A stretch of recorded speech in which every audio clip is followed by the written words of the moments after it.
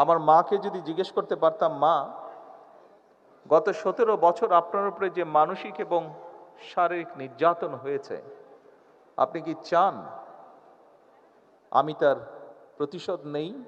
আমি যদি আমার ভাইটিকে জিজ্ঞেস করতে পারতাম, তাদের বিরুদ্ধে আমি প্রতিশোধ নেই, কারণ সেই ক্ষমতা আল্লাহ আমাকে এখন দিয়েছেন। শহীদ পরিবারের সদস্যবৃন্দ, জুলাই যোদ্ধাবৃন্দ, আমি এখানে এতক্ষণ বসে বসে আপনাদের যারা বক্তব্য রেখেছেন তাদের বক্তব্যগুলো আমি শুনছিলাম।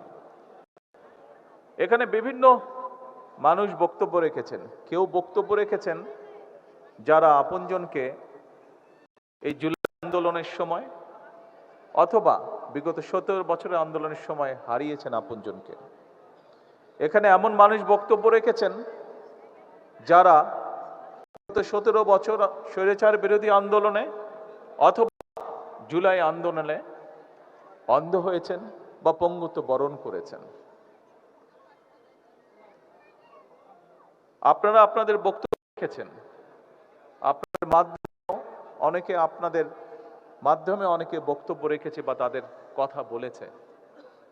কেউ কেউ বিভিন্ন রকম দরখাস্ত বা চিঠির মাধ্যমে তাদের বক্তব্য আমাকে উপস্থাপন করেছেন।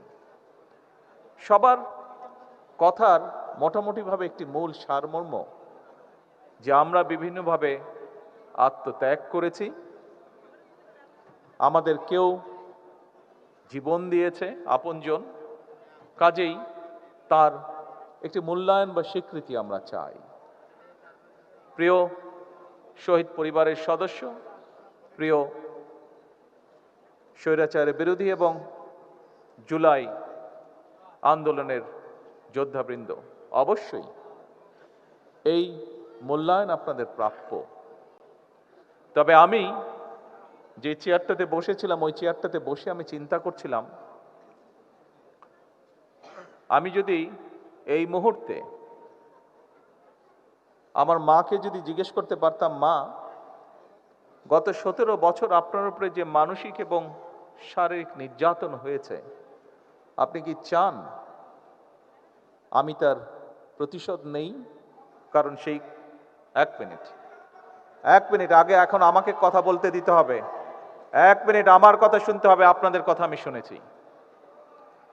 আমি যদি আমার মাকে জিজ্ঞেস করতাম যে আপনি কি চান আপনার সাথে যে অবিচার অন্যায় তার প্রতিশোধ, কারণ সেই প্রতিশোধ নেবার ক্ষমতা আল্লাহ রাব্বুল আলামিন আমাকে দিয়েছেন। আমার মায়ের সন্তান হিসাবে আমি নিশ্চিত আমার মা আমাকে বলতেন, তোমার দায়িত্ব দেশের সবাইকে ঐক্যবদ্ধ করে সামনে এগিয়ে যাওয়া, দেশকে সামনে নিয়ে যাওয়া।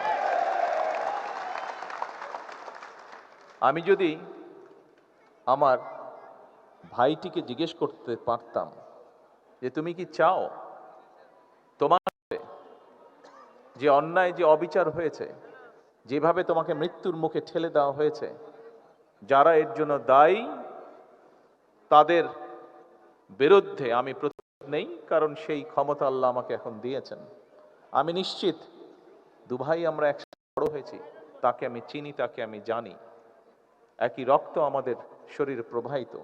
আমার ভাইটিও সেই একই উত্তর দিত যে উত্তরটি আমার মা আমাকে দিতেন।